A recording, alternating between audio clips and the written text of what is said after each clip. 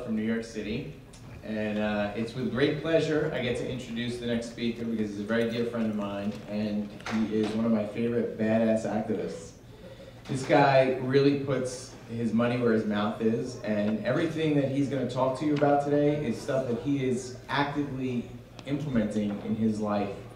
And he has been a great a mentor and an example for many of us, right? Can we get a round of applause for John Bush?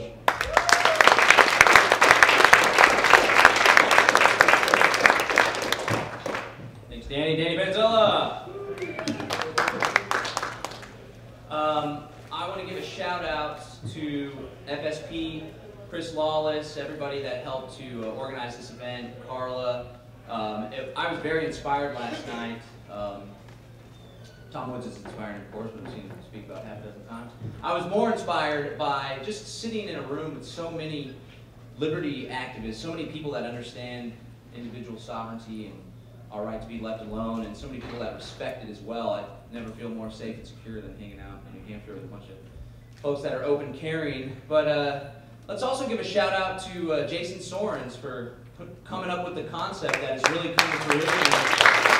Something that all started as an idea and an essay, and thanks to the wonderful people that moved up here and participated, it's become a reality, and you guys are really setting the bar rather high. That's why another reason I enjoy coming up here is because I like to get ideas and implement them down in Austin.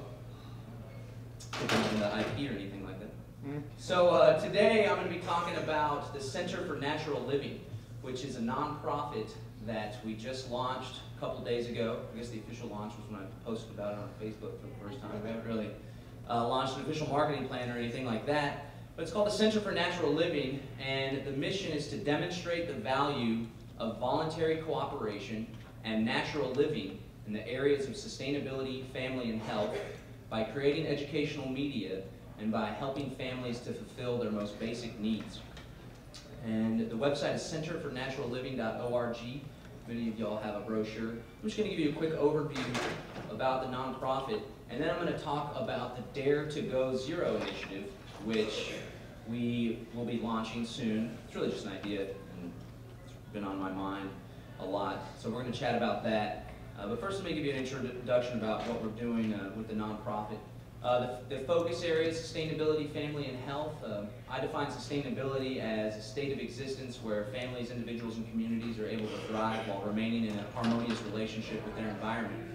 There's a lot of people pushing for sustainability and sustainable development right now, but they're encouraging the use of coercion in the state in order to bring about that desired goal, which is something that we reject with the nonprofit. I think we could do it a lot better by just doing it peacefully and encouraging people to see the value in living a sustainable life. And some of the areas we'll be focusing on with sustainability is food and water procurement, earthen shelters, alternative energy, and we're also exploring what it is to have an autonomous community. So those are two values that we hold, and in order to carry that out, we launched the Sustainable and Autonomous Communities Initiative. And not only we're encouraging community sustainability, where a community provides for itself, but it's my opinion that you can't have genuine sustainability unless the community is also autonomous as well. And you can't have genuine autonomy unless the community is sustainable as well.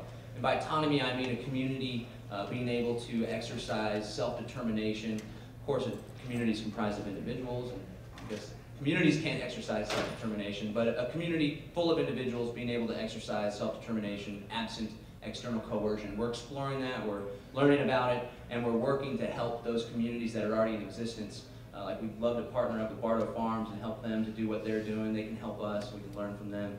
It's exactly the idea I see populating a bunch of small micro communities as the nation state continues to deteriorate in legitimacy.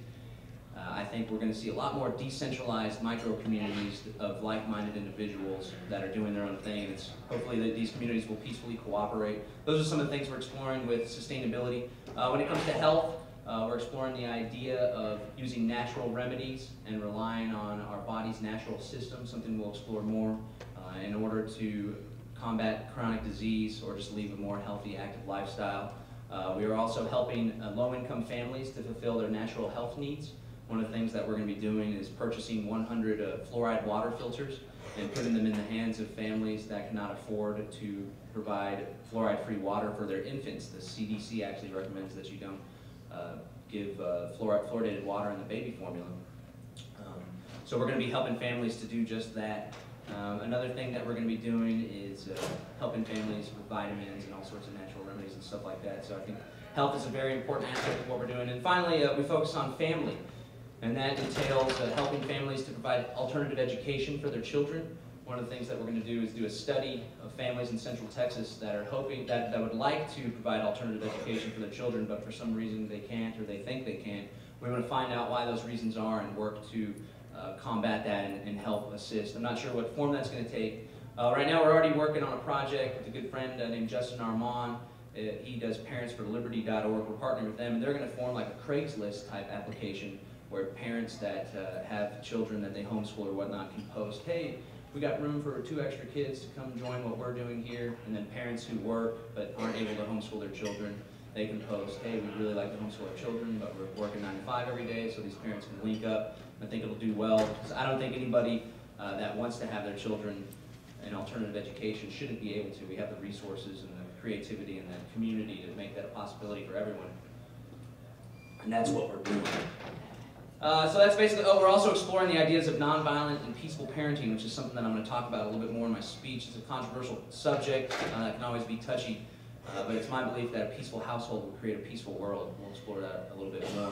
Some of the other things we're doing, we're creating a community garden in our front yard. We have a 2.4-acre farmstead down in Central Texas. We're going to build a community garden and reach out to the community. There's not a community garden in the zip code that we live in. We're going to be doing a grant program as well, awarding grants to students, groups, and filmmakers.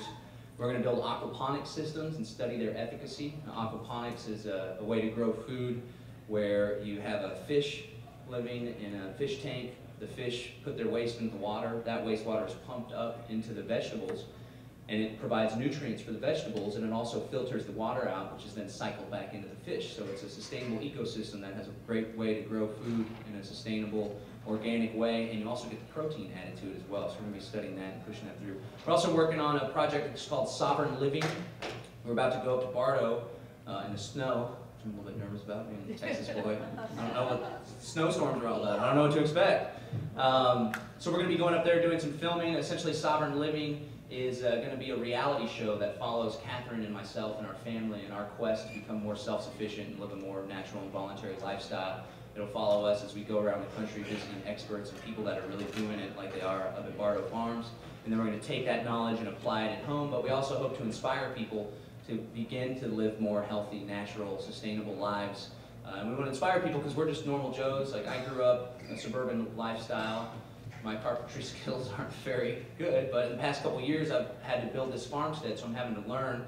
And we make mistakes all the time, and to be honest, we really don't know what we're doing in many of the different realms, but we're doing it anyway, and we're learning, and we want to invite people along with us to experience that and hopefully inspire people to take action on themselves. If they can see that some normal folks are able to accomplish all these great things, hopefully they'll accomplish them as well. Today I want to talk about the Dare to Go Zero initiative, which is something that we've been tossing around, Catherine and I, trying to formulate a way to put this out to the world and encourage people to live more natural and voluntary lifestyles. So the goal, again, of the nonprofit is to create a voluntary and natural world. Samuel Edward Konkin, the father of agorism, he penned the New Libertarian Manifesto.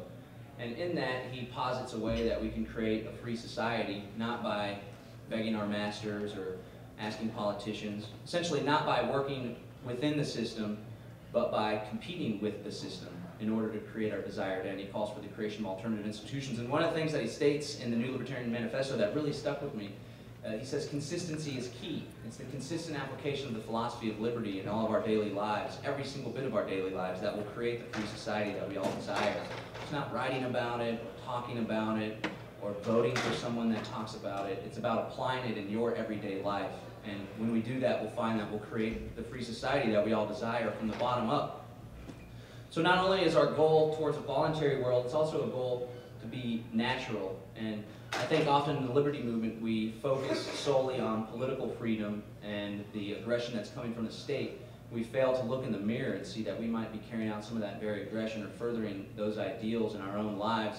And also I'd like to encourage people to also explore the ethic of living a natural life, not only a free life, because I think we'll find that we're going to be a lot more satisfied, we'll be able to have a higher standard of living, and if your ultimate freedom is your ultimate goal is to fight for freedom, it's going to be a lot easier when you're healthy, happy, and you're running a happy household. So that's essentially what the Dare to Go Zero initiative is all about. We're daring people to go zero in different aspects of their life. It was inspired by something the City of Austin Incorporated put out called the Dare to Go Zero initiative, where they're encouraging families to do zero waste. And it was a reality show where they pitted a couple families against each other and followed them along as they attempted to eliminate all waste from their household. So we're going to take that concept and apply it to a few different areas. So I'm going to go ahead and go over the 3 areas of our nonprofit: sustainability, family, and health, and the different aspects of those 3 areas where I'm daring you guys to go zero. Now, before we go any further, I should give a little disclaimer. All of these things may not be for everyone, and I haven't gone zero in any of these areas, but I'm on the path to trying to go 100% zero in every single one of these areas. That may not be for everyone, but I'd like to encourage people to think about the way that you live your life and the way that you interact with your family and your environment. See if there's anything that you could do, changes in your life that you could make to at least work your way closer to zero than 100%. And again, I'm not trying to judge anyone. Some of the stuff that we're going to talk about is going to be controversial, especially when we get into the family stuff.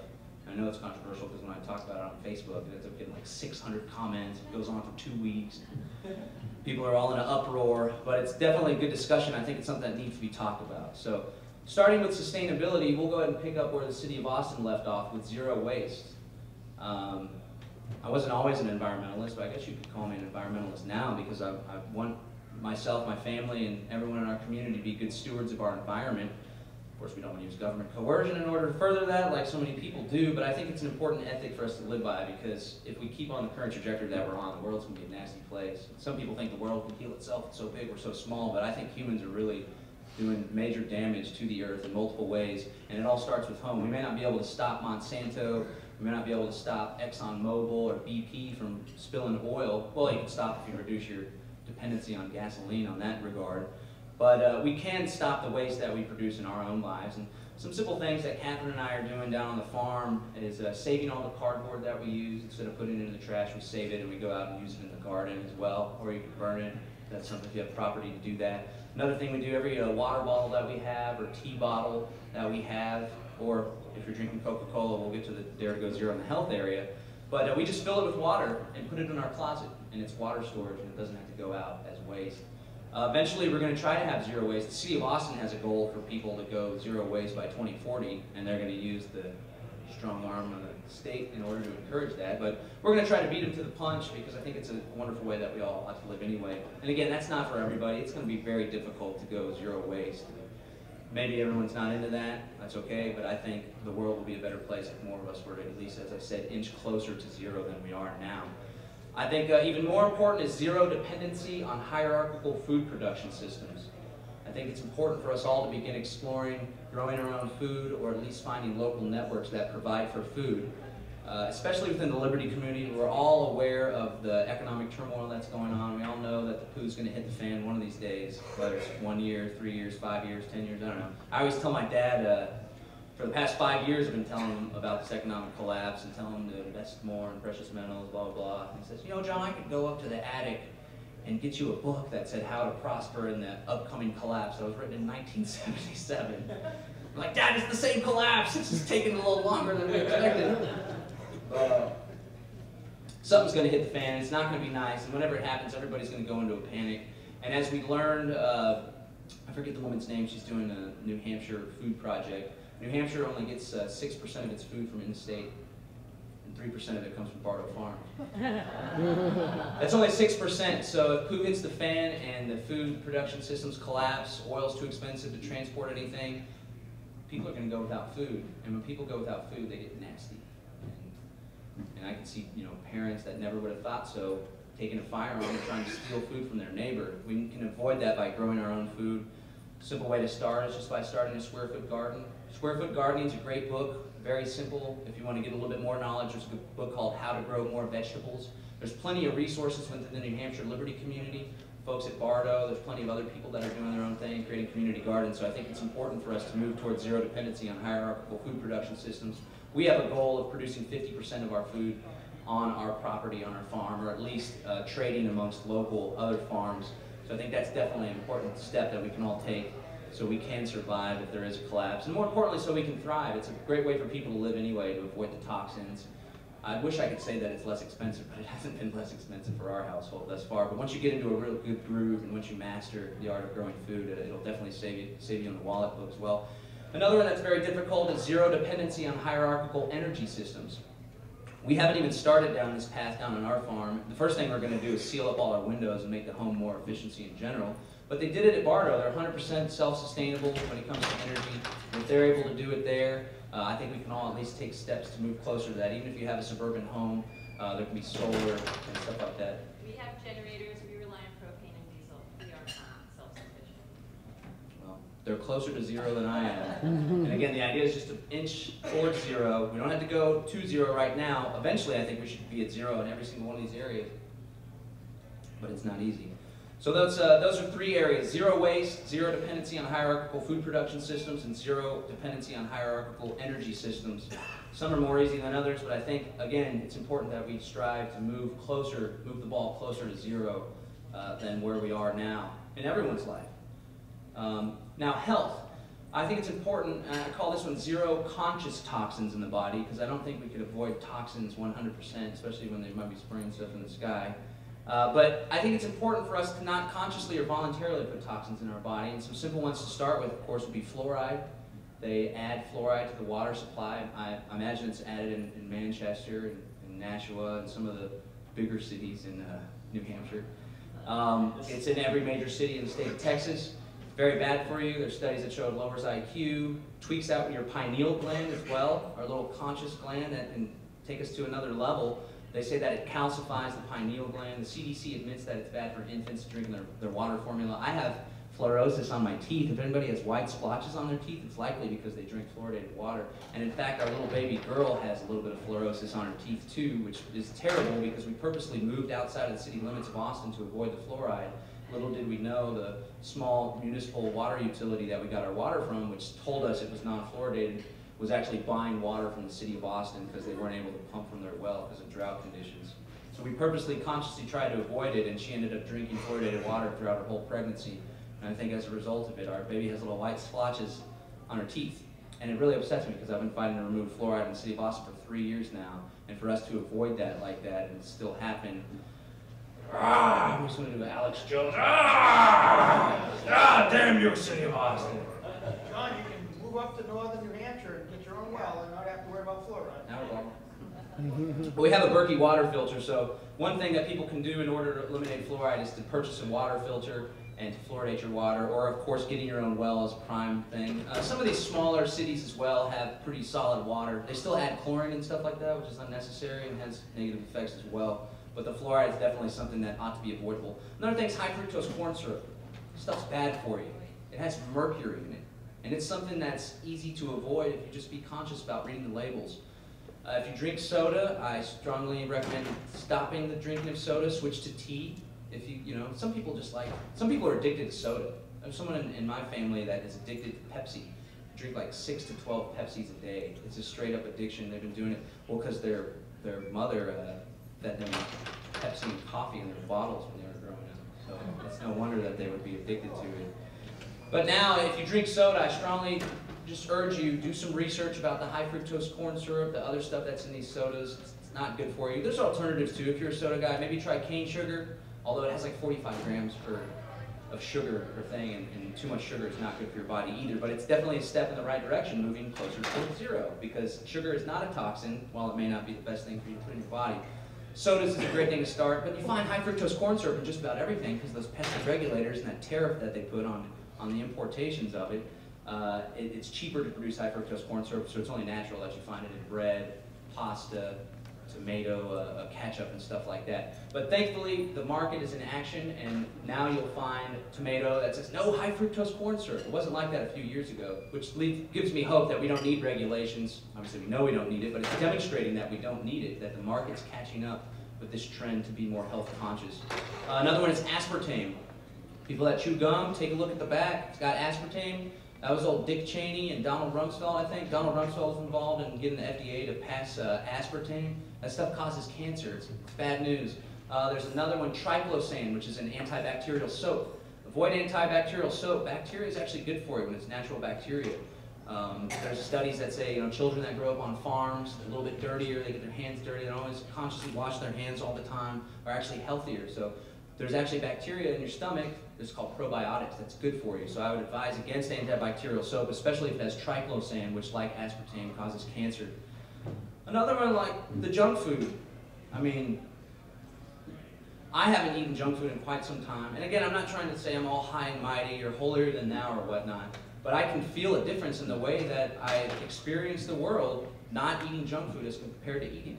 And all the poisons that we already talked about are definitely heavily present in junk food. It may be less expensive, but it's not going to be good for you. And for people that think it's too expensive to eat organically, there's a couple things to point out. One, the organic food has higher nutrients, vitamins, and minerals. So sometimes you have to eat less organic food in order to be full, because whenever we eat, a lot of people just shovel food in their mouths. In the Western diet, they're shoveling so much food in their mouth because the food that we're eating has no nutrients. So your body's like, I gotta get these vitamins and minerals, keep on eating, it's not in this food, why are you eating crap? Another thing is, this is from Joel Salatin, who spoke last time at Liberty Forum. He said, if you think organic food is expensive, have you priced cancer lately? So it may be a little bit more expensive in the short term, but it's going to save you a lot of costs in the long term, and it's going to allow you to live a more healthy and active lifestyle. And if your goal is to pursue freedom, you're going to be able to do it when you feel better. You're going to be able to do it better when you wake up in the morning feeling energized as opposed to being groggy. Another thing is gluten. Some people have gluten intolerances and they actually can't eat gluten because it makes them feel physically ill. Other people assume that they're okay with gluten. I eat gluten. It's one of the things that's hard to kick. I can't find myself cutting out the burger and breakfast tacos and all that stuff. But people that do cut gluten all the way out, they have so much more energy. And we find that it's likely that unless you're eating 100% consistent natural diet, we're not living life to the fullest that we have. We're just bogged down. Everything's a little bit slower and groggier. And maybe some people haven't even experienced what it's like to detoxify the body and explore that. I myself haven't, but I'm, again, consciously paying attention to what I eat and working my way towards zero. And one of these days it'll be 100% zero. Genetically modified food, it's hard to avoid. There's something called the Non-GMO Project. I don't support using government to force companies to label their food because there's already market services that provide that. It's called the Non-GMO Project. They're genetically modifying food for all sorts of things, and we don't have to get into why it's bad. The unintended consequences are going to be crazy. There's already studies that they're doing on rats and stuff that increase all sorts of nasty stuff. So try to avoid GMO food at all possible. The next thing I'd like to talk about, which is a little more difficult for some people, and again, this isn't for everyone, and I strongly advise consulting a naturopath. Maybe not your MD, because they'll want to keep you on the drugs, but I'd like to see an environment where we have zero dependence on allopathic Western medicine and zero dependence on pharmaceuticals. Somebody gave a speech here the other day that cured their diabetes without drugs or insulin or anything like that. They just changed their diet, changed their lifestyle, and they cured their diabetes. I have a good friend who did the exact same thing, visiting a naturopath that my family sees. No drugs, just went in, changed his diet, started exercising a little bit, and in a matter of a few months, he completely reversed his diabetes. So that's something that people feel like they're dependent on Western medicine in order to deal with. But oftentimes you find if you just change your diet and your lifestyle, you can wipe that right away. Another one is cancer. People are naturally curing cancer with all sorts of stuff. People are exploring hemp THC oil as a means to do that, vitamin B12. There's all sorts of alternatives. Catherine Albrecht did a kind of a natural and, what's it, radiation, what do you call it? Chemotherapy aspect as well. So I think it's important to just explore all the options. And all of this stuff is just about being informed. At least be informed. You may find that something doesn't work for you, or your doctor thinks it's a bad idea. Just be informed, ask the questions, and don't just take what the authorities say in order to do that. Another thing is depression. A lot of people take serotonin reuptake inhibitors in order to fight depression. Read the back of the label. It says it increases the risks of suicide, which is kind of counterintuitive. You're taking something to avoid these problems. Often, I've suffered from mild depression, and I've often found talking about it and surrounding yourself with loved ones or removing people that are energy suck or toxic personality. Just remove them from your life and you'll find that you'll be happier. Talking about it I think is very important. There's a lot of naturopaths. You find a naturopath and they'll help you. They'll walk you through an inverse relationship where you lower the amount of pharmaceuticals you take and you increase the lifestyle changes in the diet. Don't do it cold turkey because that'll lead to some very negative consequences. But I think, again, it's important for us to explore, be informed, and be aware and start moving the ball this way. Another example, I had a really bad lung infection a couple years ago. I had surgery back when I was 21. I got punched in the jaw sticking up for a friend, and bacteria in my mouth spread to my lungs and my heart. I was in intensive care for like a month, and the doctor gave me a 40% chance of not surviving one of the surgeries. So it was pretty intense. But since then, I got some scar tissue in my lungs, and a couple years ago, I developed a really nasty lung infection that could have wound me up in the hospital. Thankfully, I went to my naturopath, and he encouraged me he let me use his nebulizer, which is a small device that vaporizes a liquid. So I just took the nebulizer, put some colloidal silver in it, and sucked on it for about 3 or 4 hours, lounging on the couch, watching some television, and before you know it, I cleared that throat infection right up. If I would have taken the Western allopathic approach, I would have been in a hospital around all sorts of other diseases and germs. They would have given me antibiotics. It would have cost money. I don't have health insurance. My health insurance for my family is a big bag of silver. But it would have been expensive. It would have been a mess, and just sat there and did it. My good buddy James Benefico had a serious throat thing going on just a couple weeks ago too. And he went out and bought a nebulizer and cleared it right up. The next day, he was there to help me produce the Rise Up radio show, 7 a.m. CST on LRN.FM. So that's that front. Zero pharmaceuticals and reliance on allopathic medicine. And I'm not going to throw allopathic medicine out altogether. There's medical emergencies in which it's great to be able to go under and to have surgery and for people to be saved if you get in a car accident or anything. But we need to realize that our bodies are fine-tuned machines, and whenever we allow them to thrive and flourish, whenever we give them the proper vitamins and nutrients that they need, we'll find that our body more often than not will heal itself. People think it's miraculous, but it's just the way our bodies work. We're very fine-tuned machines. Whenever we leave the bodies to act, we find that we'll be more healthy, active, and happy. I always like to use a comparison to market intervention. Studying the Austrian theory of the business cycle and stuff, it's very similar. Whenever you intervene in a natural system like the free market, by sending false signals to entrepreneurs, by lowering the interest rates or bailouts, you create turmoil and imbalance in the market economy. It's the same thing. Whenever you put drugs in your body or pharmaceuticals to deal with one problem, you often find that maybe it's unintended, maybe it is intended by some of the MDs, who knows, when they think in their pockets. The pharmaceutical companies certainly would have you taking more unnecessary pharmaceuticals. But you find whenever you put one thing in, it creates an imbalance, and now you have to take another pill in order to overcome that imbalance. Before you know it, you're taking 12 pills every single day, and your body is completely out of whack. If you find that, just like Ron Paul recommends, to deal with market crisis, just step back and do nothing and let the crisis deal with itself. Again, if you create a healthy environment for your body, we'll find that our bodies will thrive and flourish, and they'll heal themselves. That's the health aspect. So again, zero dependence on allopathic medicine and pharmaceuticals for non-emergencies. And I strongly recommend finding a naturopath. There's a chiropractor here that's a naturopath. He's a good man. They'll help you step you through this, because you definitely want some help from some experts. But it's important to become somewhat of an expert on your own, so you don't have to rely on authorities. Because whenever you rely on authorities, you often find that you're on their path rather than your own path. And again, consciously strive to put zero toxins in your bodies. Just even try it for a month. Try it out for a month. If you drink soda every day, cut soda for a month. If you eat high fructose corn syrup bread every day, just cut it out for a month and see what it feels like. You might find that you're living your life a different way because you feel so much better. Okay, finally I want to chat about family. To start with, I would like to see zero dependency on public school systems.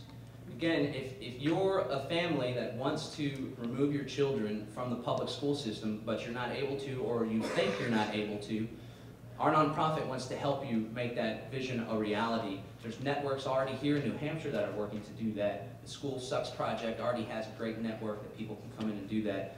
I don't think there's any reason why a family that wants to pull their kids out of public school should. Again, with the resources that our movement has, the creativity, the networks, there's no reason why we should. Of course, the public schools are indoctrination centers. They're not looking out for your best interests. They're looking out for the best interests of the corporations that they're going to try to have the kids just be cogs in the machines for.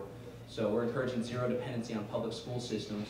Malcolm X said, it's a little harsh, because I know some people are in situations where they can't provide alternative education, but he said only a fool will let his enemy teach his children.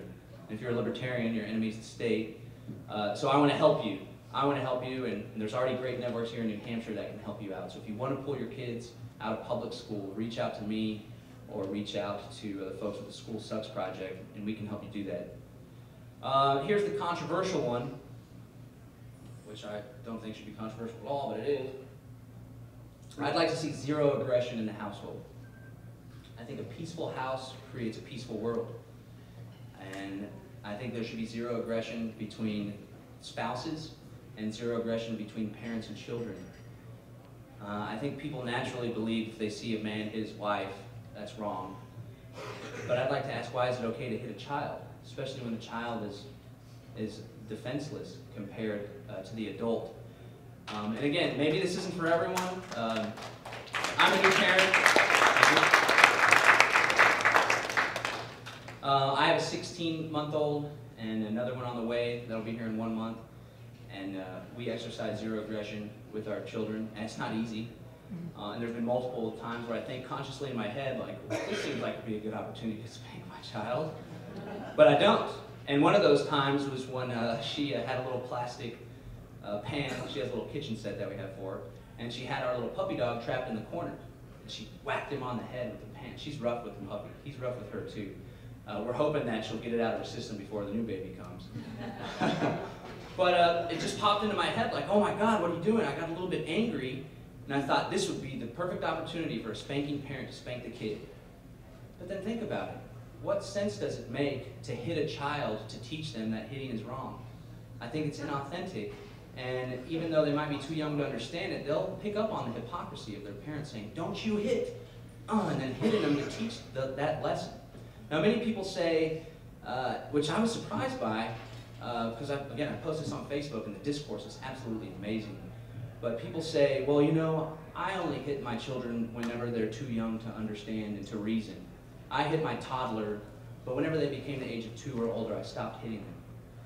First, the question is, well, if they're too young to be able to reason, then how are they going to be able to understand what you're trying to teach them, right? Secondly, if a child's too young, an infant or a toddler, it's the parent's responsibility to create an environment where they're not going to harm themselves. Because that's always what it is when it's the children. They say, well, we got to spank them so they don't run in the road. And I asked Stefan Molyneux, who's a big advocate of peaceful parenting, I said, what do you say to the parents that say we have to spank our children so we can teach them not to harm themselves, so they don't run into the road, for example? He said, well, there's this great new invention you could try out. It's called a fence. And that really stuck with me. And again, it's up to us. Aliana, for example, that's my daughter. She always reaches for the stove, right? Always reaches for the stove. Some parents would say, well, I'm going to go ahead and swat her on the butt.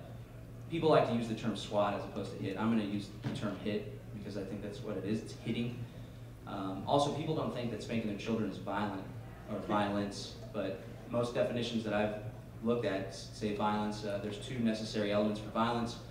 One, using a strike or force, and the other one is the intention to harm or hurt. And if you're not spanking with the intention to harm or hurt, I don't see what the point is. I guess it would just be like a pat on the back. I believe the intention is to hurt them, so they associate pain and fear with the act that you're trying to have them stop doing. But so she always reaches for the stove, and hey, let's just put up the baby gate and keep her out of the kitchen. Another example is with the hitting. Again, Aliana's hitting too. She hits me and hits Mama. She hits Mama more often than I do.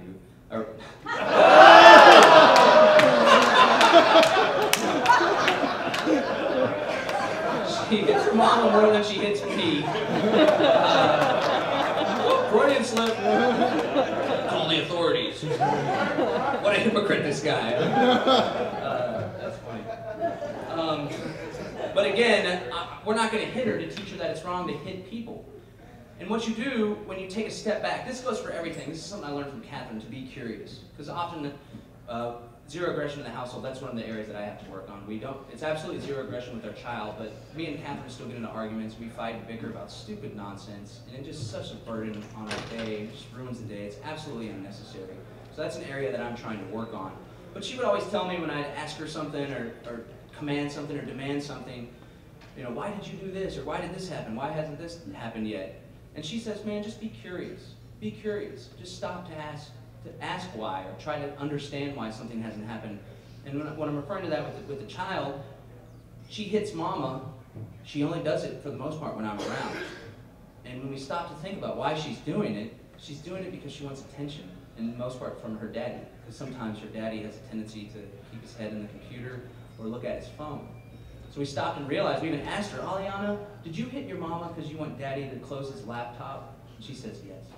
And so I would venture to guess that in most instances, these children are acting out for a reason. And if rather than try to swat them or spank them or hit them or use violence against them, if we just stop to try to understand why it is that they're acting out, why it is that they're misbehaving, are there some of their needs that are not being fulfilled? We just stop, take a pause, be patient, and be curious. We might find that there's things that we could change, or there's things that we could provide them to fulfill their needs. Because often parents, they parent based on their own needs. They say, oh, I don't want to have the child running around, that annoys me, or I don't want the child to embarrass me by acting out in public. They're focusing on their needs rather than the needs of the child. And when we stop and focus on the child's needs, we'll find that the kid, will stop hitting or stop acting out if we just focus on exactly what it is that they're doing. For libertarians, I see a disconnect and a hypocrisy in thinking that it's wrong for the state to use violence in order to encourage people to change behavior, but it's perfectly okay for the parent to use violence on their children in order to encourage change behavior. I think not only does this create an environment where children are growing up and believing that it's okay or being programmed to change their behavior based on the threat of violence, because I think that's one of the reasons why our society is so subservient, because it's perfectly accepted that you can hit your kids in order to get them to change their behavior. So it's only natural that when they see the police officer with the gun threatening coercion that they're going to comply, because they were programmed to do so in growing up. But additionally, it fails to teach a child exactly why it is that you think they ought not to be doing something. It teaches them that they ought not to do something out of fear of retribution or violence from their parents, not because of the intrinsic value of the act. And I'd like to share a story. We already decided that we were going to be nonviolent in our parenting. I got to tell you, it's not easy. It seems like it'd be easier just to pop, and then you don't have to deal with it because the kid's terrified of doing it again. But I want my child to have a relationship of love, not of fear. People always say, you know what, I was spanked as a kid, and I turned out all right. That's always the first common objection that I get. Two things on that front. They also say that to justify spanking of their children, and I don't think you turned out all right if you're going to continue on this cycle of violence. And for children that were spanked, that do spank their children, I think it's up to us to break that cycle of violence, because I was spanked. People may think I turned out all right, I don't know. But I did some introspection, and this is one of the reasons why I'm really on this spanking track, and I make such a big deal to bring it up, because it's uncomfortable for people to think about this. And I understand there's probably parents in the audience that do spank their children, and you don't have to stop 100%, but just be conscious of it, of the unintended consequences that might be there, or be conscious of exploring alternatives. Again, we're just trying to work closer to zero. If you can cut it cold turkey and have a conversation, I'd recommend you have that conversation with your children. Many of my friends, grown men, they've realized the error of their ways, and they've sat down and apologized to their children. They've cried it out, and they found that they have more loving relationships. This guy, Justin Armand, that's with Parents for Liberty, they're working with us in the Center for Natural Living. He used to spank their kids because they just thought that's what you do, that's how you discipline children. And he found that it was totally ineffectual. And finally one day he sat down and he apologized to his kids, and he noticed a total dichotomy between the way his children acted with him before and after. For the first time in a long while, they started hugging him again and telling him that they love him. It was a totally different relationship whenever you have mutual respect with your children. So I was spanked as a child. Well, I think it's emotional abuse to spank, even if it's not, a serious session. There was one time when my dad lost his temper and maybe went a little bit overboard with the belt. I love my father. He's a good man. I know he was doing what he thought was best for me. But I didn't think there were many unintended consequences. There's studies that say it leads to sexual deviancy. We won't go there. It leads to drinking. I was boozed all the time. But that's not to say that's the only cause of excessive use of different drugs and stuff like that. But one thing that I did find, the effect that it had on me, and the reason I found this out was we did a little therapy session with Stefan Molyneux. Because Catherine and I were really struggling with an instance of betrayal. Catherine and I split up for several months a couple years ago. And there was something that I did that maybe I shouldn't have done, and I lied to Catherine about it for a long period of our relationship after we got back together. And it caused a lot of turmoil and stress in our relationship, and we're just now barely getting over it and getting back into a groove. So we had this conversation with Stefan Molyneux. Every once in a while he does therapy for folks over the phone. And he started off by asking, well, John, did you have any experiences in your childhood with your parents that were of a negative impact on you? And Kat says, yeah, he was spanked regularly as a child. And I never really thought, like, hey, you know, maybe this could be part of this. So we started exploring and doing some psychoanalysis and found that because it would suck, because I would get in trouble at school and then get spanked at home. So it was weird because I didn't fit into the school system because I, rebelled against it. It doesn't work for me, but everyone's forced to conform. So we had the combination of discipline in the school, them trying to put me down and embarrass me, and then it would be supplemented by violence at the hands of my father at home. And again, it was spanking with a belt. He wasn't striking me with his fist or anything, but it still had a negative impact. And we found that because of that, I had a proclivity for telling the truth. I avoided telling the truth because I thought it would get me in trouble. Because growing up, I feared that violence would be inflicted upon me if I told the truth. So my dad would say, oh, it's never your fault, John, it's the teacher, so on and so forth, so on and so forth. But little did he know that he was programming me in the future to keep the truth from my fiance and cause a lot of problems and trouble. So the people that say I was spanked and I turned out fine often fail to do the self-reflection and psychoanalysis to find that there may be some things in your life that are caused by spanking. And it's often difficult to actually ascertain whether or not that's the cause or not. Just like whenever children drink fluoride, it's difficult to ascertain could they have been smarter as they grew up. But I did the psychoanalysis and I found the negative impacts. So for the parents that say I was spanked and I turned out fine, I encourage you to look in the mirror and see about, nobody's perfect, and maybe some of those imperfections are due to violence being inflicted upon you as a child. So again, I think a peaceful household creates a peaceful world, and I think a violent household encourages subservience in a violent world. So this is essentially what the Dare to Go Zero initiative is all about. A lot of the areas aren't easy. Again, a lot of the areas I'm extremely lacking in, but I think if we all consciously work to move closer to zero than we are now, then we'll find sooner than later we've created the more free, voluntary, and natural world that we all desire. Visit centerfornaturalliving.org if you want more information. Thank you.